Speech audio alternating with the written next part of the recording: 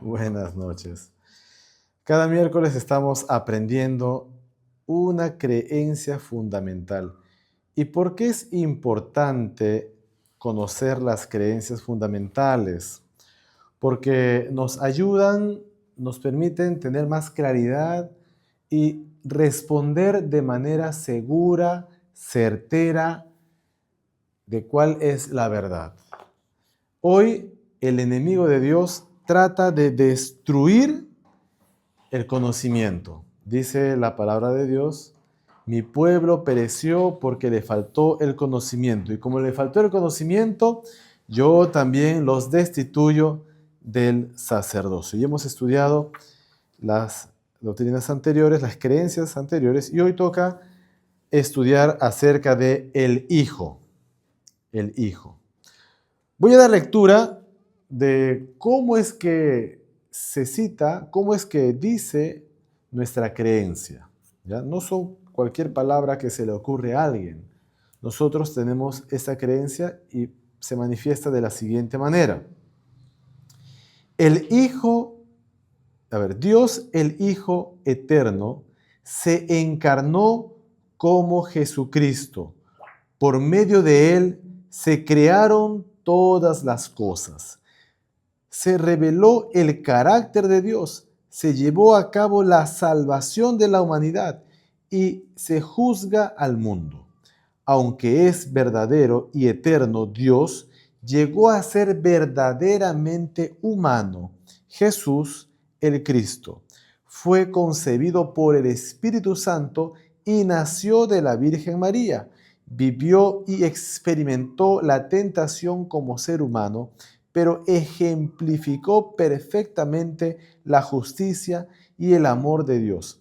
Mediante sus milagros manifestó el poder de Dios y aquellos dieron testimonio que era el prometido Mesías de Dios. Sufrió y murió voluntariamente en la cruz por nuestros pecados y en nuestro lugar. Resucitó de entre los muertos y ascendió al cielo para ministrar en el santuario celestial en favor de nosotros. Volverá otra vez en gloria para liberar definitivamente a su pueblo y restaurar todas las cosas. Bien, vemos aquí como un resumen de todo lo que se habla en la Biblia acerca de Jesús.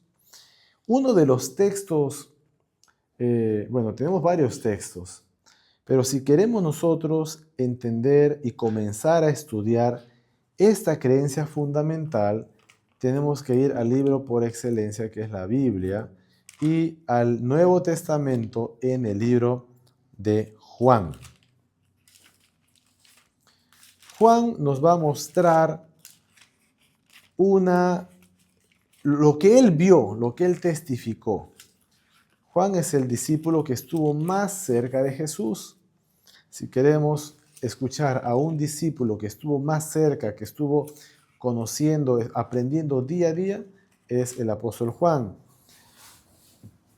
Y él comienza su carta, su evangelio, hablando y poniendo como base a Jesús. Juan capítulo 1, versículo 1 dice así: en el principio era el verbo, y el verbo era con Dios, y el verbo era Dios. El verbo.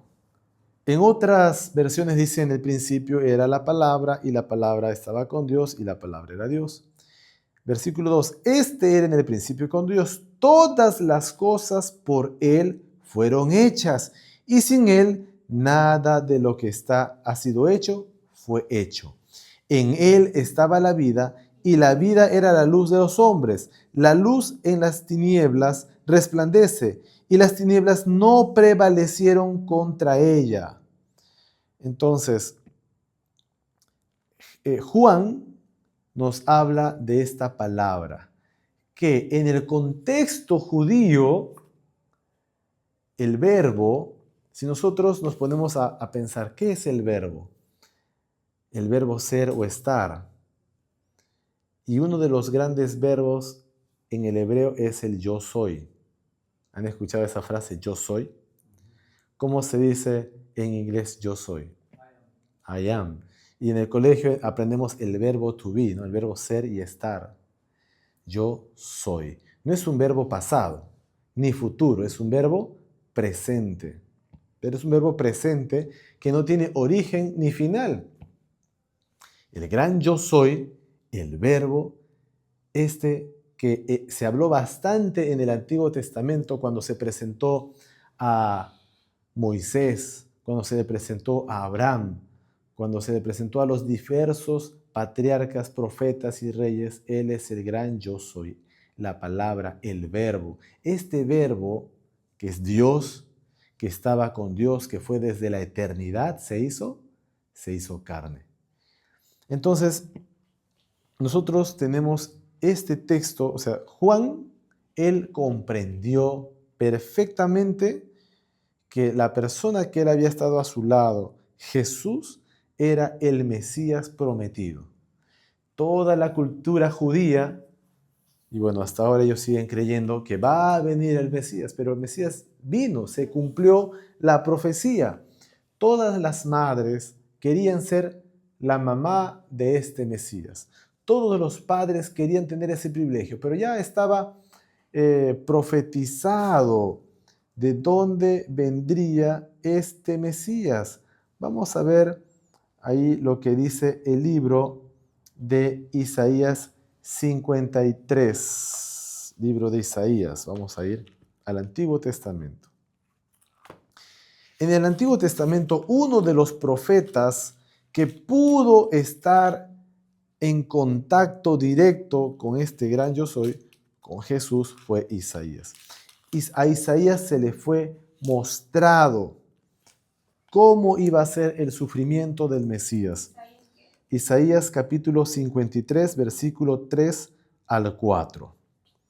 Hablando acerca de este siervo sufriente. Y miren, recordemos, vamos a leerlo, vamos a dar lectura. Dice así, desde el versículo 1, vamos a leer desde el versículo 1 de Isaías 53. ¿Quién ha creído nuestro anuncio? ¿Y sobre quién se ha manifestado el brazo de Jehová? Subirá cual renuevo delante de él como raíz de la tierra seca. No hay parecer en él, ni hermosura le veremos más, sin atractivo para que le deseemos. Despreciado y desechado entre los hombres, varón de dolores, experimentado en quebranto.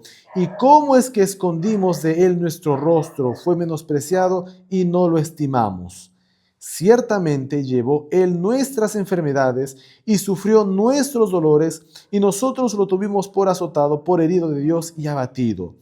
Mas él herido fue por nuestras rebeliones, molido por nuestros pecados. El castigo de nuestra paz fue sobre él, y por su llaga fuimos nosotros curados. Todos nosotros nos descarriamos como ovejas, cada una cual se apartó por su camino. Mas Jehová cargó sobre él el pecado de todos nosotros. Angustiado él y afligido, no abrió su boca. Como cordero fue llevado al matadero, y como oveja delante de los trasquiladores. Inmudeció, ¿no? Y no abrió su boca. Entonces, mis hermanos, si tuviéramos que poner algún personaje bíblico, todo esto calza perfectamente en Jesús. Todo este texto es dedicado a cómo iba a padecer Jesús, cuáles eran las características.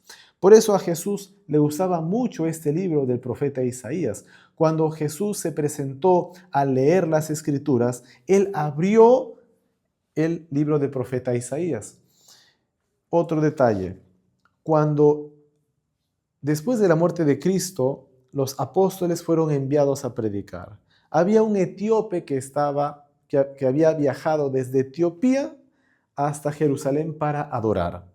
Y este etíope había ido con sus tesoros incluso, pero en el templo no le recibieron, porque en el templo había una inscripción que no podían entrar los extranjeros, no podían entrar las mujeres que estaban con flujo de sangre, no podían entrar las personas enfermas o los niños. Había un lugar para las mujeres en el templo, había un lugar para los niños. este etíope no pudo entrar, ni siquiera le recibieron sus ofrendas que había llevado, porque había una corrupción en el templo. Ellos tenían que comprar las ofrendas que se vendían allí. Por eso es que tampoco pudo adorar. Y se regresaba triste, cansado, de vuelta a su ciudad, pero Jesús, que conocía ese corazón, no iba a permitir eso, sino que envió a uno de sus discípulos, envió a Felipe, y le dice, ¿no? Felipe, ve por el camino que desciende de Jerusalén a Gaza. Felipe obedeció inmediatamente. No dijo, mira, dame un tiempo, me has dicho última hora. No, él obedeció inmediatamente cuando se presentó esa oportunidad. Felipe ve que el etíope está leyendo ese texto de Isaías 53 y se acerca y le pregunta, ustedes saben la historia, le pregunta a Felipe, ¿entiendes lo que lees? Porque claramente Isaías es un libro de profecía. Nosotros que tenemos tiempo ya en la iglesia, ¿es fácil para nosotros comprender, dominar, explicar la profecía? Bueno, no se trata de dominar fechas, estar afilados en comparar gráficos. Se trata que a partir de esta profecía nosotros presentemos a Cristo. Y eso es lo que hizo el discípulo. Un verdadero discípulo presenta a Cristo Jesús. Y es por eso que Felipe, a partir de ese texto, le explicó el Evangelio de Jesús. Le dijo, mira, lo que tú estás leyendo es lo que Cristo vino a pasar por nosotros. Porque el etíope le dice, mira, explícame, ¿no? ¿De quién dice esto Isaías? ¿Del mismo o de algún otro? Le preguntó el etíope a Felipe. Y Felipe le explicó. Mira, y le explicó desde allí el Evangelio de Jesús. Yo imagino que en algún momento le habrá explicado que Jesús vino y nos dio ejemplo de bautizarse. Jesús, sin tener pecado, se bautizó. Y el etíope entendió que necesitaba bautizarse. Por eso es que cuando pasaron por cierto lugar donde había agua, él pregunta, ¿aquí hay agua? ¿Qué impide que yo sea bautizado? ¿Habrá alguna cosa en la ley judía o en la Biblia que impida? Mira, yo estaba yendo al templo llevando mis ofrendas para adorar y me impidieron ingresar por ser extranjero, por ser etíope. ¿Habrá alguna cosa que impida que yo ingrese al reino de los cielos? ¿Que mi nombre sea registrado en el libro de la vida? Entonces Felipe le dice, si crees de todo corazón, bien puedes. Y descendieron juntos. Y el etíope, que estaba triste, regresando triste, dice que al salir del agua, regresó gozoso. Amén. Entonces, eso es. Ahora, también encontramos que cuando los apóstoles estaban caminando tristes después de la muerte de Jesús y estaban tan compungidos que sus ojos estaban cerrados y no se dieron cuenta que la persona que estaba caminando al lado de ellos era Jesús. A veces los problemas tapan nuestra vista, tapan nuestros oídos, los problemas pueden tapar nuestra visión de que Jesús está ahí al lado nuestro. Entonces, Jesús no es cualquier personaje bíblico. Jesús es Dios. Jesús estuvo en la creación. Yo imagino a Jesús formando a Adán y a Eva. Claro, a Eva lo formó de la costilla, pero finalmente el que hizo todo bueno en gran manera estuvo ahí, Jesús. Por eso es que Él se ofreció para salvar al hombre. Ya estaba diseñado el plan de la salvación. Hay algunas preguntas que las personas se hacen en cuanto a Jesús, en cuanto al Mesías, porque ha habido bastantes conflictos. Satanás es enemigo número 1 de Jesús. Entonces, ¿qué es lo que nosotros podemos hacer para poder responder a ciertas preguntas? La gente normalmente se pregunta, ¿es Jesús el Mesías? ¿Es Jesús Dios? ¿Es Jesús engendrado? ¿Por qué le dicen hijo? Miren, hijo es en función, no porque nació. Obviamente Jesús nació fruto del Espíritu Santo, pero no es que ahí recién comenzó su función de hijo. Hay algunas religiones que creen que Jesús recién apareció en el Nuevo Testamento. Y esas religiones creen que Jesús no es Dios, que Jesús fue una persona que, como un profeta, que recibió un poco más de poderes para demostrar y enseñar en un tiempo de crisis religiosa cómo era el amor del Padre, cómo era Jehová. Pero nosotros entendemos que Cristo, Jesús, antes de tomar ese nombre Emmanuel, Jesús, Dios con nosotros, estaba con Dios. No podemos entender cómo es que Dios se humaniza, cómo es que Dios se hizo hombre y todas las cosas por lo fueron hechas, podemos creer, pero que Dios se haga hombre, los griegos no pueden entender eso, porque para un griego la palabra Dios era alguien que estaba en un lugar así de la esquina del universo, mirando todo y tenía el control de todo. Si esta persona que estaba al control del universo se volteaba, ya no sabía lo que estaba pasando y dejaba de ser Dios. Y así en las culturas orientales tienen un concepto muy limitado de Dios y más aún del Mesías. Por eso ellos no podían entender cómo podía él tomar su vida y volverla a tomar, o sea, quitar, Dios daba su vida, la ponía, moría y podía volver a tomar la vida. No podían entender ellos. Hay cosas que también necesitamos entenderlas por fe, creerlas y decir, sí, así es, algún día lo entenderemos, porque nuestra mente pequeña no puede entender. Por ejemplo, en una oportunidad, San Agustín estaba caminando por la playa y vio a un niñito que estaba cavando un pozo. Justamente en esa época, San Agustín estaba haciendo su gran obra. Él estaba escribiendo todo acerca de Dios. San Agustín, antes de ser padre de la Iglesia Popular Católica, él era un filósofo griego. Y él, al convertirse, trató de explicar con sus palabras y de la mejor forma cómo era Dios. Y cuando él estaba caminando por la playa, vio a un niñito que estaba cavando un pozo y estaba colocando el agua del mar en ese pozo de arena.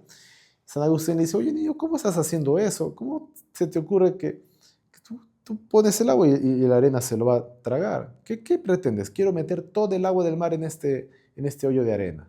Y el niño le dice, ¿cómo se te ocurre meter todo el agua del mar en este pozo de arena? ¿No? Es imposible. Y el niño le dice así, ¿y cómo tú crees colocar en tu mente, en tu cabeza, todo el conocimiento de Dios? Querer explicar quién es Dios. Una ilustración muy sencilla, ¿no? De cuán abarcante es. Pero sí, Dios conoce todo. Y Jesús, por eso es que Él conocía los pensamientos de las personas que cavilaban en su corazón, que criticaban, que estaban murmurando. La gente pensaba en su corazón y Jesús decía, ¿por qué piensas así? ¿Por qué quieren destruirme? ¿Por qué quieren matarme? Y la gente se sorprendía. Solamente Dios es el que conoce los corazones. Satanás puede suponer cuáles son nuestras intenciones, pero no conocer qué es lo que pensamos. Jesús sí. Jesús es la persona de la Trinidad que en el Apocalipsis escribe y le da estas palabras a Juan. Juan escribe lo que directamente Jesús le dicta. Jesús le muestra y Jesús le manda a escribir la carta para las iglesias. Él escribe, ¿no? Él dice, yo estoy a la puerta y llamo. Si nosotros queremos entender a Cristo Jesús y ser como Él, Jesús mismo dijo, ¿no? El que me ama, mis mandamientos guardará. No se refiere a los dos únicos mandamientos que algunas iglesias piensan que Jesús resumió la ley en dos grandes mandamientos. Hay iglesias que creen que Jesús, en su autoridad divina, Él resumió los 10 mandamientos en dos. Ama a Dios y a tu prójimo como a ti mismo. No, ese es un resumen de la ley, pero Jesús no cambió a una nueva ley o a un nuevo pacto como algunos creen. Algunos creen que Jesús vino a cambiar incluso el sábado por el domingo y que el día de resurrección es día de fiesta, día de alegría. No, Jesús vino, esa persona de la Trinidad, vino a cumplir lo que ya estaba escrito. Y él mismo dijo, yo no he venido a abolir la ley ni los profetas. No he venido a abolir la ley ni los profetas, sino a cumplirla. Después él dice, ejemplos he dado para que así como yo hago, vosotros también hagáis. Cuando Jesús ascendió al cielo, también ascendió con un propósito. Por eso es que nosotros leemos aquí en la creencia fundamental que sufrió, murió voluntariamente en la cruz por nuestros pecados, en su lugar resucitó de entre los muertos y ascendió al cielo para ministrar en el santuario celestial en favor de nosotros. Hay algunas creencias que dicen, algunas personas que predican que Jesús se fue al cielo a construir casas. ¿Han escuchado eso? ¿Qué está haciendo Jesús en el cielo? Jesús está construyendo casas. No, Jesús no se fue al cielo a construir casas. Y toman ese texto, ¿no? Si me fuere, volveré otra vez, ¿no? Para preparar lugar ahí en el cielo, ¿no? Pero no es que Jesús se ha ido a preparar lugar. Dice, en la casa de mi Padre muchas moradas hay. Y si no hubieran moradas, yo les hubiera dicho, voy pues a preparar lugar. Pero las moradas ya están. Jesús se fue al cielo para interceder. ¿Cómo interceder? Miren, Dios le dio a Moisés todo el plano del santuario, de cómo sería la restauración y la salvación de la humanidad. El plan de la salvación está representado y explicado en el santuario. En el santuario nosotros tenemos un atrio, tenemos un lugar santo, un atrio, y en el atrio tenemos ciertos artículos, ¿no? Que está ahí la fuente donde se lavaban los sacerdotes, está el altar del sacrificio, luego tenemos el lugar santo donde estaba el candelabro de los 7 brazos, la mesa de los panes de la proposición, estaba también en ese lugar santo un altar de incienso. Luego este tabernáculo estaba dividido por una cortina que tenía ángeles bordados. Esta cortina también tenía un símbolo. En esa cortina se echaba la sangre de los corderos durante todo un año. Y pasando la cortina estaba el lugar santísimo. El plan de la salvación era este. Jesús iba a venir a la tierra. Iba a ser presentado Él como una ofrenda viva. Él era el Cordero que quita el pecado del mundo. Todos los artículos del santuario tenían un simbolismo que apuntaba y enseñaba a Jesús. Por ejemplo, en el atrio, el proceso de matar al corderito representaba que Jesús iba a venir a esta tierra a morir. Esa sangre tendría que ahora ser presentada y llevada del atrio, pasar por el lugar santo, y de ahí esa sangre una vez al año tenía que entrar al lugar santísimo. Durante todos los años se mataban corderos y esa sangre quedaba asperjada en las cortinas. Pero una vez al año entraba el sumo sacerdote al lugar santísimo. Cuando entraba al lugar santísimo, si todo el pueblo se había arrepentido y el sacrificio era limpio, ordenado, el sacerdote estaba puro de pecados y el pueblo también se habían arrepentido perfectamente, Dios hacía el milagro de la purificación. Por eso ese día en hebreo es el Yom Kippur, día de la expiación, día de la purificación, donde todo el santuario quedaba purificado. Esas cortinas manchadas de sangre de todo un año, Dios hacía el milagro de limpiar esas cortinas. Esas cortinas no las lavaban los sacerdotes, no lo lavaban los levitas. No hay ningún texto en la Biblia donde dice, y Aarón con los levitas lavaban las cortinas del santuario. Ese santuario, ese pecado en las cortinas, esa sangre, lo hacía Dios, porque no hay solución para el pecado. Dios es el que tiene la solución para el pecado. ¿Y cuándo se iba a dar solución para el pecado? Cuando ese corderito, esa sangre, sea llevada delante del Padre, o sea, el lugar santísimo. En el lugar santísimo, cuando Jesús ascendió, después de que estuvo aquí en la tierra, murió, derramó su sangre, Él tenía en su mano las huellas y en sus pies también las huellas. Por eso es que era necesario que Él se presente delante del Padre. Jesús ascendió al Padre, presentó su sacrificio y fue el sacrificio aceptado, un sacrificio perfecto. Eso está en el libro de Hebreos. El libro de Hebreos nos va a hablar acerca del santuario y del sacrificio perfecto de Cristo. Una vez que Jesús presentó su sacrificio y el sacrificio fue aceptado, entonces Él intercede por nosotros.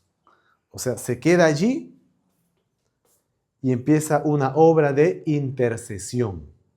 Una obra de intercesión. La gente se pregunta, ¿cómo es eso, obra de intercesión? Pero Jesucristo no está aquí conmigo, Jesús no está en todos lados, Jesús no camina a mi lado como un amigo. O sea que Jesús está atado allí en el lugar santísimo y solamente está expiando pecados. ¿Dónde está entonces de que Jesús es mi amigo, está a mi lado? Miren, Jesús es Dios, el Padre es Dios, el Espíritu Santo es Dios. Jesús dijo, me conviene que me vaya y yo les enviaré al Espíritu Santo, el Consolador. Me conviene que me vaya porque yo no puedo estar así en mi forma humana en diferentes lugares al mismo tiempo. Yo no puedo ingresar a ustedes, pero el Espíritu Santo sí. Él estará en vosotros, estará con vosotros y estará en vosotros. Diferente, ¿verdad? Jesús estaba en su forma física al lado de sus discípulos. Pero el Espíritu Santo ahora podía ingresar a los corazones, al pensamiento, impresionar la mente. Por eso que no está mal decir Jesús está a mi lado, cuando es el Espíritu Santo que nos consuela. El Espíritu Santo es el representante de Cristo, podemos decirlo así. No, ni tanto hablar así, sino que es el mismo Dios que está con nosotros. Entonces Jesús, ¿qué hace en el cielo? Está en el lugar santísimo intercediendo. Todas las oraciones, todos los pecados que Satanás nos acusa, Cristo está como un abogado intercesor. Pero llegará un momento que termine esa obra de intercesión. Cuando Jesús termine la obra de intercesión, entonces dejará sus túnicas sacerdotales de sumo sacerdote y se pondrá ahora su túnica y su corona de rey de reyes. Eso está escrito en la palabra. Cuando suceda esto, primero que nadie sabe el día ni la hora, ¿no? Nadie sabe el día ni la hora que Jesús vendrá. Llegará el momento que el Padre dirá, Jesús, llegó la hora de volver. Y ya ese momento que no sabemos, por eso hay que estar en una actitud de velar y orar, hay que trabajar. Ese momento, yo espero que Cristo, cuando termine su obra de intercesión, entonces yo me encuentre perdonado, limpio y trabajando para Dios. ¿Qué sucede? Cuando Jesús termine la obra de intercesión, dirá estas palabras, ¿no? El que es justo, sea justo todavía, y el que es impuro, siga practicando la impureza o la injusticia. Y habrá silencio en el cielo por media hora. Esa media hora de silencio es lo que se demora Cristo en salir de allí y llegar a la tierra con su gran galardón de ángeles. He aquí yo vengo pronto y mi galardón conmigo para dar a cada uno según sea su obra. Eso está en Apocalipsis 22, 12. ¿Está bien? Entonces, son textos, hermanos, que nosotros como cristianos, como hijos de Dios, debemos tener así, listos para poder defender. Yo no puedo ir a un carro y decir, bueno, yo escuché en el TikTok, bueno, así dijeron, el pastor dijo así. Yo no puedo hablar así, yo debo hablar con un escrito está. ¿Y cómo logro eso? Dando estudios bíblicos o estudiando la Biblia. Cuando yo voy a una persona y le doy estudio bíblico, entonces ya para mí es más fácil saber en qué texto está, porque ya lo tengo subrayado y tanto repetir ya se me queda grabado. Y cuando en la mañana también busco a Dios a la primera hora de la mañana, de subrayar el texto, de escribir el texto, se queda grabado. No solamente basta con leer. Por eso Dios le dice a Moisés, Moisés, repite las palabras, escríbelas. Las escribirás, ¿dónde? En los dinteles de la puerta, en los postes, ahí en tu frente. Las atarás ahí en tu mano para que los niños, los jóvenes, los adultos, tengan ahí la ley de Dios y nunca se olviden. El pueblo de Dios andaba así. Los sacerdotes andaban con la ley de Dios ahí en toda su ropa, pero eran hipócritas. Por eso dice, llega el momento que yo ya no escribiré las leyes en tablas de piedra, sino en sus corazones. Pero para que se escriba en el corazón, hay que poner en práctica. Para poder hablar con autoridad y decir, así está escrito, es que necesitamos leer. Hubieron los patriarcas de la iglesia, hubieron los mártires, que ellos podían repetir capítulos completos de la Biblia, hablando de Jesús. Y cuando nosotros hablamos de Jesús, es lo que Satanás más odia. Cuando tú quieres abrir la Biblia y leer acerca de Jesús, alguna cosa va a pasar, que va a suceder algo para que no escuches, para que no aprendas y te distraigas. Bien, Jesús viene por segunda vez. ¿Cuándo vendrá Jesús? No sabemos, nadie sabe el día ni la hora, pero sí sabemos que todo ojo lo verá. Y no será por redes sociales, en vivo, no. Porque antes de que Cristo venga, vendrá un gran terremoto. Todas las señales sucederán y en ese gran terremoto no habrá energía ni nada que pueda estar ahí disponible. Nadie va a estar con su celular tomando foto de la venida de Jesús. ¿Cómo será, no? Dice que no quedará piedra sobre piedra. Pero sí, los que creamos en Él, seremos elevados juntamente con quienes, con los muertos que murieron en Cristo, a recibir al Señor en el aire. Bueno, tenemos todo listo, todo enseñado para no caer en el error y para seguir compartiendo a otras personas. Cristo dejó una gran tarea que está en Mateo capítulo 28, versículos 19 y 20, donde encontramos la gran comisión. Por tanto, id a todas las naciones, prediquen el evangelio a toda tribu, nación y lengua, enseñándole todas las cosas que yo les he enseñado. Es la tarea que nos ha dejado, ¿no?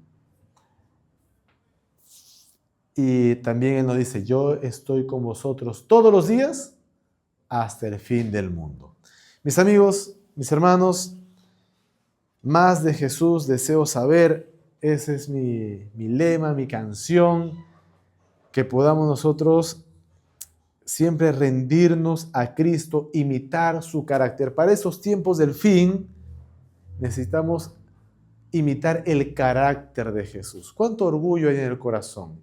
¿Cuántas ganas de dar la contra, de la ira, del yo, de la envidia, de algún resentimiento? Jesús es diferente a nosotros, ¿no? En esa parte, porque Él tenía amor en su corazón. Yo necesito aprender muchísimo del carácter de Cristo. ¿Tú necesitas aprender? Sí. ¿Deseas cada día rendirte a Él, imitar? ¿Cómo puedo yo ser más semejante a Jesús? Hay una ley de la contemplación.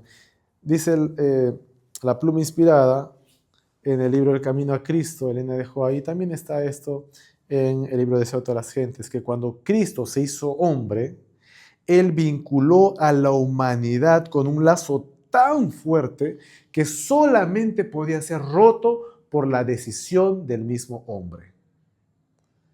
Entonces, si tú quieres aferrarte a Jesús, Él está listo para abrazarte y no soltarte.